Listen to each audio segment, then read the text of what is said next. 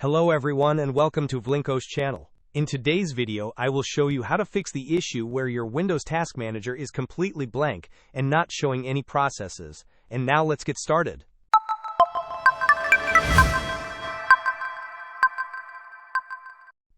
If your Task Manager is showing a blank screen and is not displaying any running applications or processes, it can be quite frustrating. Many common suggestions involve checking Task Manager settings, but these are ineffective when the entire interface is empty. We will walk through several robust solutions to get your Task Manager working correctly again.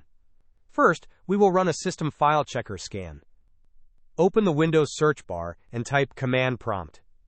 Right-click on Command Prompt and select Run as Administrator.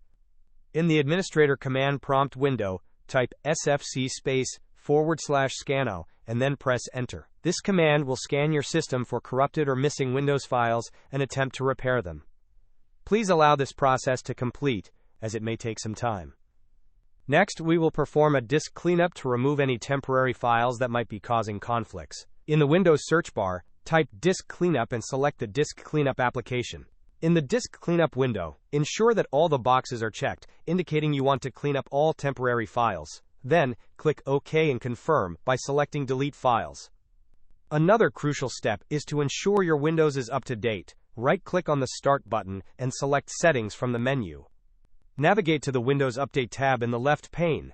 In the right pane, click on the Check for Updates button. If any updates are available, download and install them.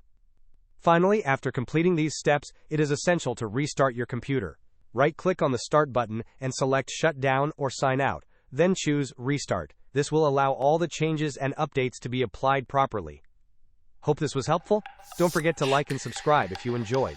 As always, thanks for watching and I will see you in the next video.